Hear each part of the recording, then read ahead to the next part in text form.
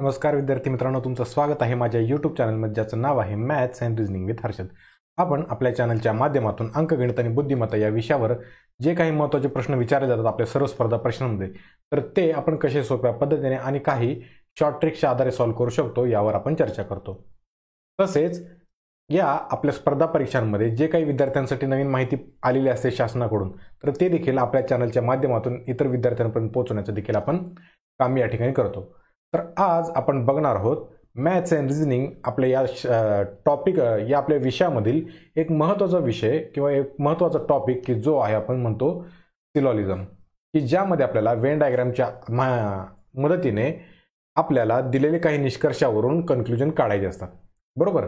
तर मी असं गृहीत धरून चालतोय की तुम्हाला या सिलॉलिझममधला बेसिक पार्ट माहीत असेल, आणि जर तुम्हाला थोडं बघायचं असेल तर इथे आय बटनावर तुम्ही क्लिक केलं की तुम्हाला मिशन तलाठी भरती 2022 या आपली जी सिरीज सुरू केली आहे त्यामधला सिलॉलिझमचा पार्ट, की ज्यामध्ये मी थोडं बेसिक लेवलचं जे सिलॉलिझम घेतलेलं आहे तर ते तुम्ही बघू शकता. चालेल.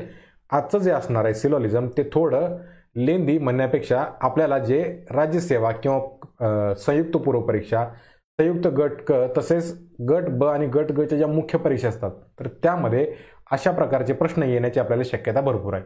बरोबर.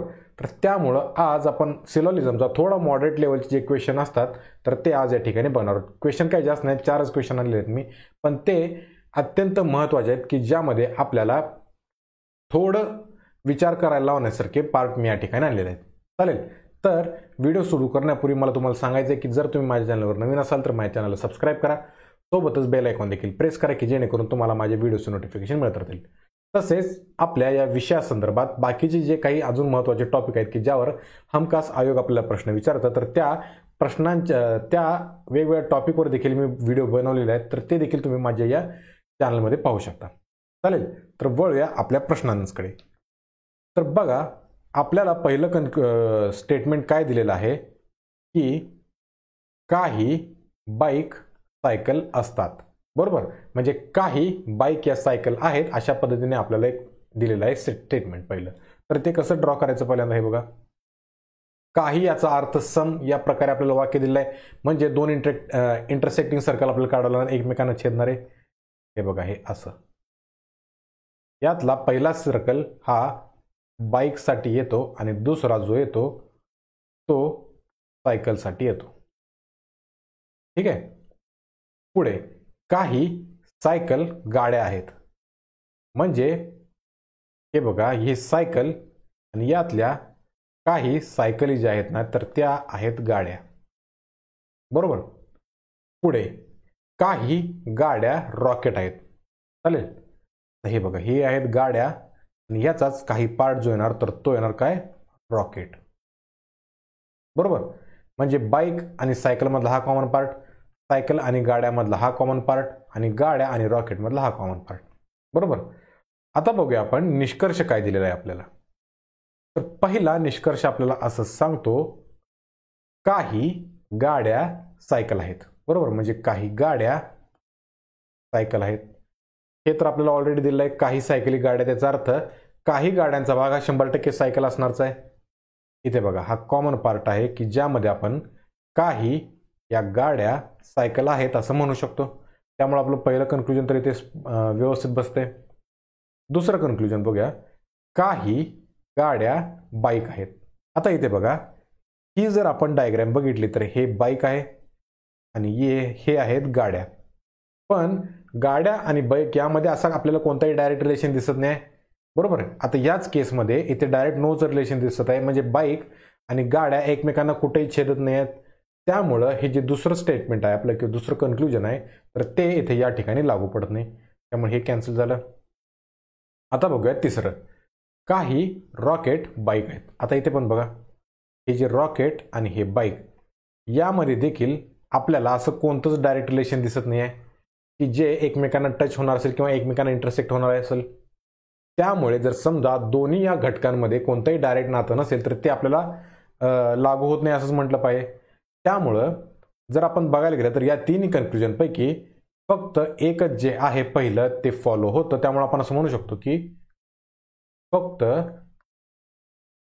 पहिले निष्कर्ष लागू होते. आलं लक्षात? यामध्ये फक्त आपलं पहिलंच कन्क्लुजन या ठिकाणी लागू होत आहे. त्यामुळे ऑप्शन, आता मी तर ऑप्शन घेतले नाही आहेत कारण ते थोडासा आपल्या स्पेसचा प्रॉब्लेम होतो. तुम्हाला कळणं जास्त महत्त्वाचं आहे ऑप्शनपेक्षा.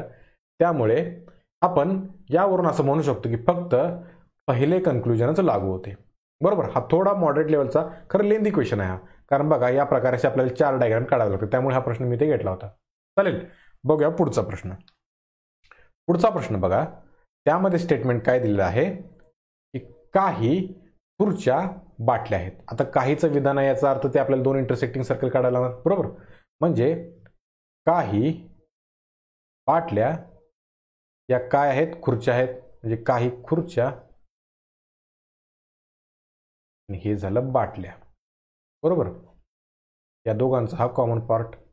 पुढे सर्व बाटल्या या भांड्या आहेत. आता सर्व म्हणजे ऑलचं स्टेटमेंट दिलं. याचा अर्थ ऑल नंतर जे पहिलं येईल ते आतल्या सर्कलमध्ये येईल आणि दुसरं येईल ते बाहेरच्या सर्कलमध्ये. म्हणजे इथे आपण असं ड्रॉ करू शकतो. बघा, कलर चेंज करतो म्हणजे तुम्हाला लक्षात येईल. ऑल म्हणजे सर्व बाटल्या या भांड्या आहेत, म्हणजे हे बाहेरचा जो सर्कल येईल तो येईल भांडीसाठी. बरोबर? म्हणजे सर्व बाटल्या भांडे आहेत. पुढे बघा, सर्व भांडी उंदीर आहेत. म्हणजे भांडी आतल्या बाजूला येणार आणि त्याच्या वरच्या बाजूला काय येणार? उंदीर येणार. बरोबर? त्यामुळं आपण असं ड्रॉ करू शकतो आणि हा मोठा जो सर्कल येणार ना, तर तो येणार उंदरांसाठी. बरोबर? आता हे स्टेटमेंट असे काही दिलेले असतात. बरं, आपण त्यावर लक्ष द्यायचं नाही, आपल्याला ते खरंच मानून चालायचं असतं. आता इथे सर्व भांडी उंदीर आहेत असं दिले, पण ते खऱ्या जगात असतं का तसं? तसं नसतं. पण आपल्याला सिलोलिझम या टॉपिकमध्ये हे सत्यच पकडावं लागतं जे दिलेले आहेत विधाने ती. बरोबर? आता पुढे बघूया. काही उंदीर बस आहेत. म्हणजे या उंदरांचा जो काही पार्ट आहे ना, तर तो येणार बसचा. म्हणजे इथे बघा, काही उंदीर हे बस आहेत. ठीक आहे? तर ही झाली आपली सिलोलिझमची वेन डायग्राम. पुढे बघूया आता निष्कर्ष. निष्कर्षामध्ये बघा, पहिलं निष्कर्ष आपल्याला सांगितले काही बस बाटल्या आहेत. बरोबर? आता इथे बघा, बाटली हे झालं कुठलं? हा आतला येलो कलरचा सर्कल आणि बस झालं हे. यामध्ये बघा, आपल्याला आता कुठलं डायरेक्ट रिलेशन दिसतंय का? तर दोन्ही एकमेकांपासून वेगवेगळ्याच आहेत. बरोबर? त्यामुळं हे स्टेटमेंट आता तरी सध्या फॉलो होत नाहीये. पहिलं. दुसरं बघूया, काही उंदीर खुर्च्या आहेत. आता हे बघा, हा जो पिवळ्या रंगाचा जो मी डार्क करतोय आता व्हाईट कलरने, हे उंदरांच्या बाबतीत दिलेला आहे हा सर्कल. आणि यातला काही पार्ट जो आहे हा खुर्च्यांमधून जातोय बघा इथून, हा व्हाईट केलेला मी. म्हणजे उंदरांचा काही जो भाग आहे तो खुर्च्या आहेत हे 100% खरं आहे. इथे आपण या सर्कल या हायलाइटेड पार्टमध्ये दाखवलं. म्हणजे दुसरं कन्क्लुजन आपलं फॉलो होतंय, कारण उंदरांचा आणि खुर्च्यांचा दोघांचा सर्कल हा एक ठिकाणी इंटरसेक्ट होतोय, म्हणजे एकमेकाला विभाजला जातोय. बरोबर? तिसरं विधान बघूया, काही बस या बाटल्या नाहीत. म्हणजे हे झालं बाटल्या आणि हे बस. आता या दोघांमध्ये कोणतंही नाहीच रिलेशन नाही आहे, त्यामुळं हे बरोबर येऊ शकतं. बरोबर? पण कसं आहे माहिती आहे का, मी तुम्हाला एक दुसरी पॉसिबिलिटी या ठिकाणी बनवून दाखवतो. तर यामध्ये आयदर ऑर किंवा असं आपण म्हणू शकतो की हे वाक्य किंवा दुसरे वाक्य बरोबर असू शकते. बरोबर? आयदर ऑरची जी कंडिशन असते ना ती या ठिकाणी लागू होते. त्यामुळे बघा, आपण चौथं कन्क्लुजन बघूया. काही उंदीर बाटल्या आहेत. आता हे तर सरळ सरळच आहे. हे झालं उंदरांचा मोठा सर्कल आणि त्यामध्ये हे आहेत बघा या बाटल्या. म्हणजे उंदरांचा काही भाग हा बाटल्या 100% असणारच आहे, हे बाकीचे जरी नसले तरी. त्यामुळं आपलं चौथं कन्क्लुजन देखील या ठिकाणी फॉलो होतंय. बरोबर? काही उंदीर बाटल्या आहेत आणि परत काही उंदीर खुर्च्या आहेत. आलं लक्षात? आता पहिलं आणि तिसरं कन्क्लुजन बघूया. ठीक आहे? आता मी इथं थोडी डायग्राम चेंज करतो. इथे बघा, मी पूर्ण व्हाईट कलरमध्ये काढतो. हे झालं खुर्ची. व्यवस्थित काढतो मी, तुम्हाला पूर्णपणे ही कन्सेप्ट एकदाची क्लिअरच झाली पाहिजे, आयदर ऑर वाली. चालेल? त्यामुळे इथे बघा, काही खुर्च्या या बाटल्या आहेत. हे झालं खुर्ची आणि हे झालं बाटली. सर्व बाटल्या भांडी आहेत, हे झालं भांडी. सर्व भांडी उंदरे आहेत म्हणजे हे झालं असं.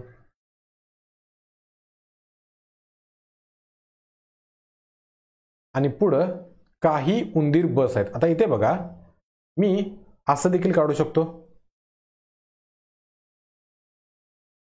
या तिघांना इंटरसेक्ट होणारा काही उंदीर हे बस आहेत. हे बास झालं, सॉरी बस आहे बरं काय, हे बस आहे म्हणजे काही उंदीर हे बस आहेत हे असं आपण इथे लिहू शकतो. कारण हे इंटरसेक्ट झालेले जे आहेत ना सर्कल सगळ्यांना, तर ते आपलं कोणतंही विधान चुकू देत नाहीत. बघा कसं, उंदरांचा काही भाग हा बस झाला, मी ते कलर चेंज करतो म्हणजे तुम्हाला लक्षात येईल. या उंदरांचा काही जो भाग आहे तो 100% बसचा झालेला आहे. या ठिकाणी बघा हा. आता ही आपली पहिली पॉसिबिलिटी झाली आणि ही झाली आपली दुसरी पॉसिबिलिटी. पहिलं विधान बघा काय दिले, काही बस या बाटल्या आहेत. आता यामध्ये बघा हा बाटल्यांचा सर्कल आणि हा बसचा सर्कल, यामध्ये तर डायरेक्ट रिलेशन दिसत नाही आहे. पण जर या दुसऱ्या पॉसिबिलिटीमध्ये बघितलं तर हे बाटलीचा सर्कल आहे बघा हा, आणि हा बसचा सर्कल आहे. हा कॉमन पार्ट दोघांमध्ये येतोच की, बरोबर. म्हणजे पहिलं हे विधान जे आहे ना, सॉरी पहिलं जे कन्क्लुजन आहे, काही बस या बाटल्या आहेत, हे अर्ध सत्य आहे. म्हणजे एका पॉसिबिलिटीमध्ये ते सत्य आहे आणि दुसऱ्या पॉसिबिलिटीमध्ये ते चुकीचं आहे. आता तिसरं कन्क्लुजन बघूया, कोणतीही बस बाटली नाही. आता या डायग्राममध्ये तर बाटली आणि बस या दोघांमध्ये डायरेक्ट रिलेशन येत नाही, त्यामुळे ते कोणतीही बस बाटली नाही आपण म्हणू शकतो. पण या दुसऱ्या केसमध्ये इथे आपण या दोघांमधला कॉमन पार्ट काढलेला आहे, बाटलीमधला आणि बसमधला, त्यामुळे कोणतीही बस बाटली नाही असं आपण 100% म्हणू शकत नाही. म्हणजेच जे पहिलं निष्कर्ष आणि तिसरं निष्कर्ष, या दोघांपैकी एका वेळी कोणतं तरी एक सत्य होणार आणि दुसरं फॉल्स होणार, बरोबर.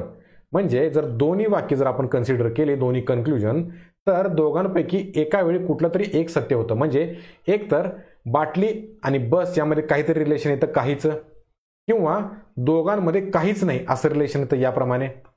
म्हणजे आपण असं म्हणू शकतो की जर पहिलं किंवा तिसरं हे कन्क्लुजन फॉलो होतं, म्हणजे पहिलं किंवा तिसरं निष्कर्ष लागू होतो. इंग्लिशमध्ये सांगायचं तर either one or third conclusion follows, बरोबर. त्यामुळे आपण इथे काय म्हणू शकतो की या दिलेल्या सगळ्या प्रश्नामध्ये कन्क्लुजन 1 किंवा तिसरं, बरोबर, म्हणजे पहिलं किंवा तिसरं आणि दुसरं व चौथं निष्कर्ष देखील लागू होतं. आलं का लक्षात? मी काय काय सांगितलं, पहिलं किंवा तिसरं लागू होतंय, त्यासोबतच हे दुसरं देखील आपण चेक केले ते देखील लागू होतंय आणि चौथं देखील चेक केले ते देखील लागू होतंय. म्हणजे आपल्याला पर्यायामध्ये असं देऊ शकतात की दुसरं आणि चौथं आणि पहिलं किंवा तिसरं लागू होतात, अशा पद्धतीने आपल्याला ऑप्शन येतो. हे थोडं तुम्हाला कन्फ्युजिंग वाटेल, पण जर आपण हायर लेवलच्या एक्झामचा विचार केला तर अशा पद्धतीचे प्रश्न आपल्याला हमखास विचारले जातात, हे तुम्ही लक्षात घ्या पहिल्यांदा, बरोबर. त्यामुळं अशा पद्धतीच्या प्रश्नांची आपल्याला प्रॅक्टिस असणं अत्यंत गरजेचं आहे. त्यामुळे वळूया आता आपल्या पुढच्या प्रश्नाकडे. पुढचा प्रश्न बघा, काही छत्र्या काठ्या आहेत, बरोबर.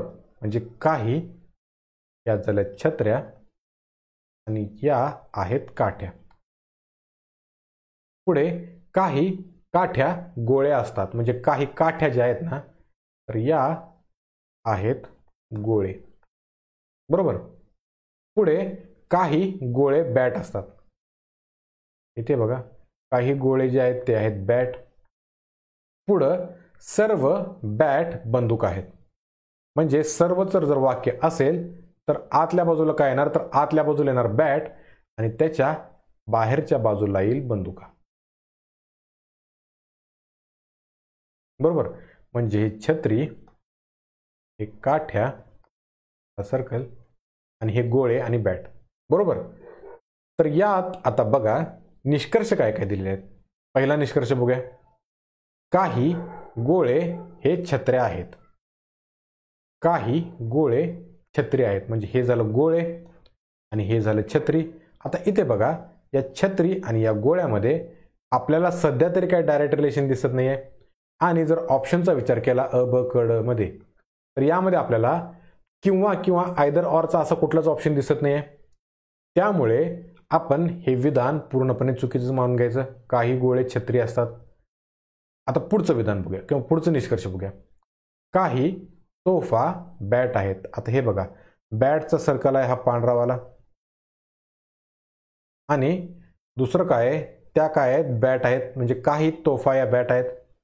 तोफाच्या ऐवजी तर तुम्ही बंदूक पकडा बरं काय. तोफाच्या ऐवजी बंदूक पकडा. काही बंदुका या बॅट आहेत. आता बघा, बंदूक हा झाला मोठा सर्कल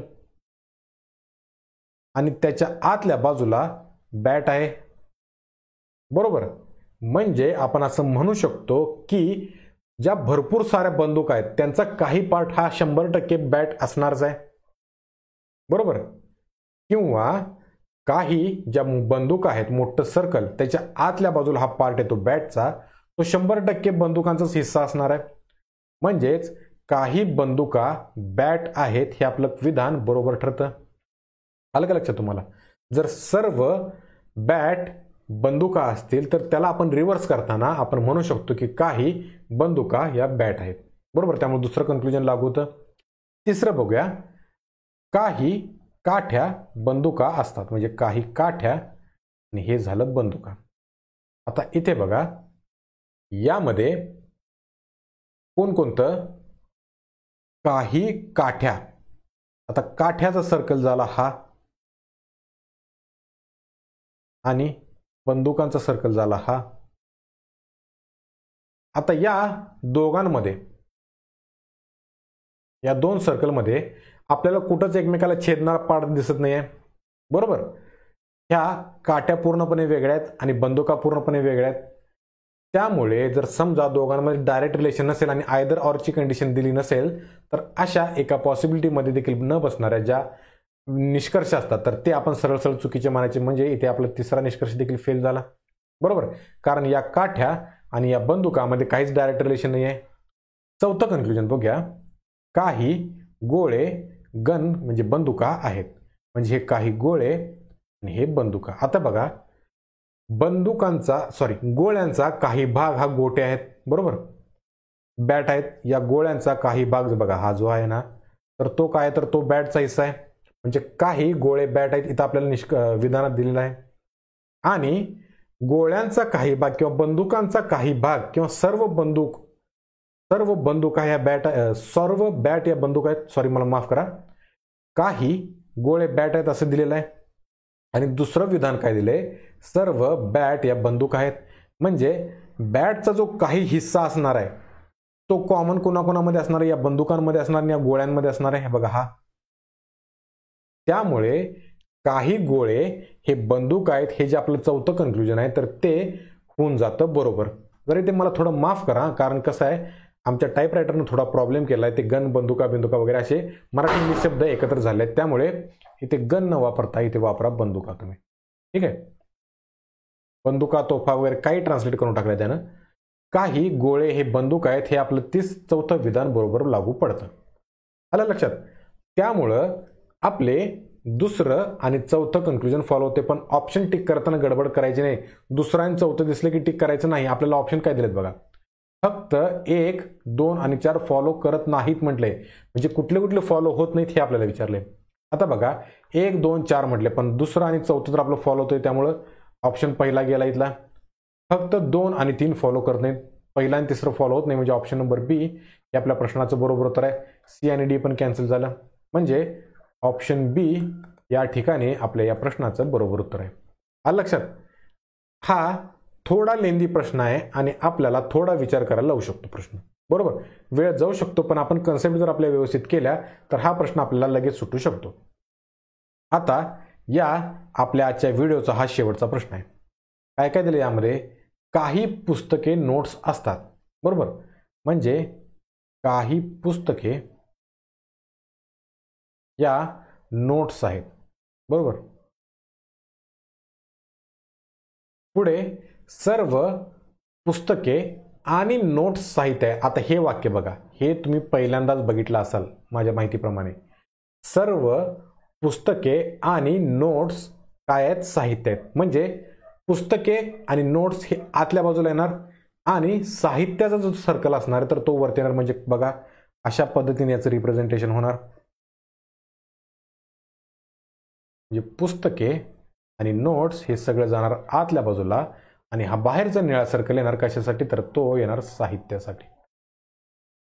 आलं का लक्षात? म्हणजे सर्व पुस्तके साहित्य आहेत, म्हणजे हे पुस्तक झालं, पुस्तक हे साहित्याच्या आतल्या बाजूला आलं आणि सर्व नोट्स साहित्य आहेत, म्हणजे नोट्स पण साहित्याच्या आतल्या बाजूला आलं. म्हणजे आपल्या कंडिशन सॅटिस्फाय झाले. इथं पुढे कोणतेही पुस्तक परीक्षा नसते. म्हणजे हे बघा पुस्तक असेल ना तर याच्या सोबत नाहीच रिलेशन आहे. कशाशी? तर ते आहे परीक्षेसाठी. ही झाली परीक्षा. म्हणजे पुस्तक आणि परीक्षा यांच्यामध्ये नोच म्हणजे कोणतेही नाही असं रिलेशन आलं. बरोबर. हे झालं आपली वेन डायग्राम. आता निष्कर्ष बघूया काय काय दिलेले आहेत. निष्कर्षामध्ये पहिलं जे निष्कर्ष आहे आपलं काय? काही साहित्य पुस्तके नसतात. आता बघा हे जे साहित्य आहे आणि हे पुस्तक आहे, आपण असं म्हणू शकतो की काही साहित्य पुस्तके नसतात असं आपण डेफिनेटली म्हणू शकत नाही. कारण आपल्याला अशा बाबतीत नकारार्थी विधान कोणतेही लागू होत नाहीत, सर्व होकारार्थी होतात. आपण असं म्हणू शकतो की काही साहित्य हे पुस्तक आहेत. बरोबर. सर्व वाक्याचं आपण उलट केलं की ते काही मध्ये कन्वर्ट होत असतं. बरोबर. जसं की आपण आपल्या मागच्या प्रॉब्लेम मध्ये बघितलं, सर्व पुस्तके जर साहित्य असतील तर सर्व साहित्य पुस्तक होतात असं नाही, काही साहित्य पुस्तक होतात. पण काही साहित्य पुस्तक होत नसतात किंवा नाहीत हे तर आपण सांगू शकत नाही. बरोबर. म्हणजे काही साहित्य पुस्तक आहेत हे आपण सांगू शकतो 100% खात्रीनं. पण इथे हे वाक्य आलंय बघा, नसतात. या एका नसतात या नकारार्थी वाक्यामुळे हा आपला निष्कर्ष लागू होत नाही. मला हे तुम्हाला दाखवून द्यायचं होतं. असा निष्कर्ष लागू होत नाही, त्यामुळेच मी हा आपल्या ठिकाणी प्रश्न घेतलेला आहे. बरोबर. आता माझ्या माहितीप्रमाणे ज्या आपल्या काही मुख्य परीक्षा होणार आहेत कोणकोणत्या, तर ग्रुप बीचे म्हणजे PSI STच्या, तर त्यामध्ये अशा प्रकारचे थोडे मॉडरेट ते हाय लेवलचे सिलॉजिझमचे प्रश्न येण्याची दाट शक्यता आहे बरं काय. त्यामुळं तुम्ही या गोष्टीकडे व्यवस्थित लक्ष द्या. दुसरा आपला कन्क्लुजन बघूया. नोट ही परीक्षा नाही. म्हणजे कोणतीही नोट परीक्षा नाही.